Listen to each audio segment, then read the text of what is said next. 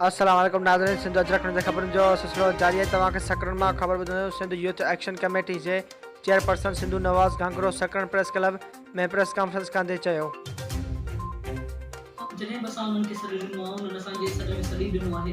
इहा हिकु ॾाढी ख़ुशी जी ॻाल्हि आहे ऐं पर उमेद इन करे बि असां आहियूं त जॾहिं असां कॾहिं मायूस न आहियूं थिया, जॾहिं बि असां उन्हनि खे आवाज़ पंहिंजो चयो आहे त असांजो आवाज़ बणिजो, उहा हमेशह हर जॻह ते जेका बि मताईं अला बुख हड़तालूं थी चुकिया आहिनि उहो असांजो आवाज़ बणिजा आहिनि। ऐं हाणे बि असां पर उमेद आहियूं त हाणे जॾहिं असां उन्हनि खे वेंदासीं त उहो असांजो आवाज़ बणिजंदा ऐं हिकु सुठी इहा ॻाल्हि आहे, पॉज़िटिव शइ आहे।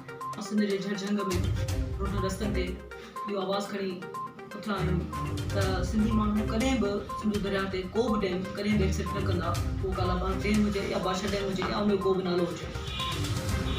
जीअं त असां सभु ॼाणूं था त हमेशह खां पंजाब जेको आहे उनजो सिंध दुश्मन रवैयो रहियो आहे, इर्सा जो सिंध दुश्मन रवैयो रहियो आहे, वफ़ाक़ जो सिंध दुश्मन रवैयो रहियो आहे।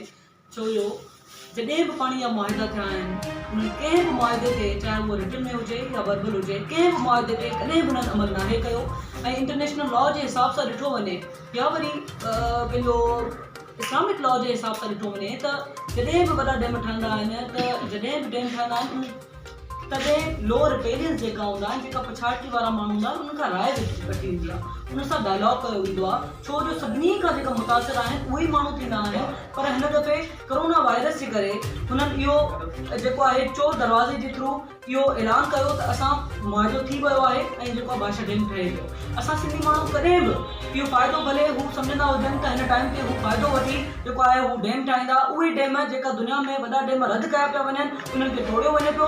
हिते वरी उल्टो सिस्टम आहे, हिते वॾा डैम जेको आहे ठाहिण शुरू थी विया आहिनि। भई उन सां इको सिस्टम खे नुक़सानु आहे, उनखां एनवायरमेंट खे नुक़सानु आहे, उनखां फॉरेस्ट खे नुक़सानु आहे। तव्हां वॾा डैम आख़िर कीअं था ठाहे सघो, उहे बि खरबे रुपया ख़र्च करे टेम्पररी फ़ाइदे जे करे तव्हां वॾे मुस्तक़िल जेको आहे नुक़सानु ॾियो था असांजे एनवायरमेंट खे, इको सिस्टम खे। इन करे असां कॾहिं बि को बि डैम वॾा डैम कॾहिं बि एक्सेप्ट न कंदासीं।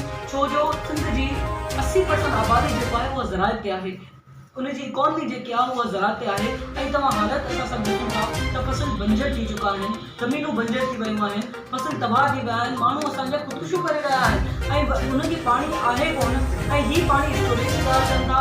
स्टोरेज त पाणी तॾहिं ॻाल्हि कजे जॾहिं तव्हां पंहिंजे हिसे जो सिंध खे पाणी ॾियो।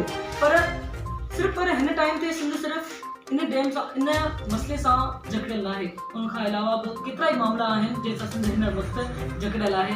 उहो पंहिंजो धारी आबादगारी जो मसइलो हुजे, डोमिसाइल जो मसइलो हुजे, रॉयल्टी जो मसइलो हुजे या वरी डैम जो मसइलो हुजे, केतिरा ई अनेक मामला आहिनि जेका पंहिंजी नॉलेज जा इलाही अहमियत जोगा मसइला आहिनि। असां सम्झूं था त हिन टाइम ते जीअं त माण्हू मसइलनि में आहिनि, माण्हू परेशान आहिनि लॉकडाउन जे करे, बिज़नेस बंदि लॻा पिया आहिनि उन जे करे, उन करे असां सम्झूं था। पर असां इहो बि सम्झूं था त जीअं त ज़राइत असांजो मुस्तक़िल जेको आहे, असांजी ज़राइत जेको आहे असांजी ख़ुशहाली उन सां ई आहे।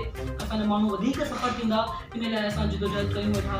असां 8 जून ते करण नवाबशाह प्रेस क्लब सुबुह जो 10 बजे अलामती बुख हड़ताल करे रहिया आहियूं। असां पहिरीं बि लाड़काना, गोटकी, सखर ऐं हाणे नवाबशाह में बुख हड़ताल करे रहिया आहियूं। त सभिनी भाइयुनि खे इहा रिक्वेस्ट आहे त महिरबानी करे असांजो आवाज़ बणिजो, असांजो जेको आहे जीअं असां इहो ॿुधाए सघूं उन्हनि जेको आहे माण्हुनि खे, पंजाब खे, वफ़ाक़ खे त अगरि तव्हां असांजो आवाज़ न ॿुधो त असां पंजाब जा रोड रस्ता बंदि कंदासीं। छो जो इन सां असांजी ज़िंदगी वाबस्ता आहे, असांजी ख़ुशहाली वाबस्ता आहे, असांजे जियापे जो इहो ई हल आहे। इन करे असां जेको आहे पंहिंजो आवाज़ उथारींदा रहंदासीं जेसि ताईं असांजो तव्हां आवाज़ न ॿुधो। त असांजो आख़िरी जेको आहे राय अमल इहो ई हूंदो त असां जेको आहे पंजाब जा रोड रस्ता बंदि कंदासीं। जी सर।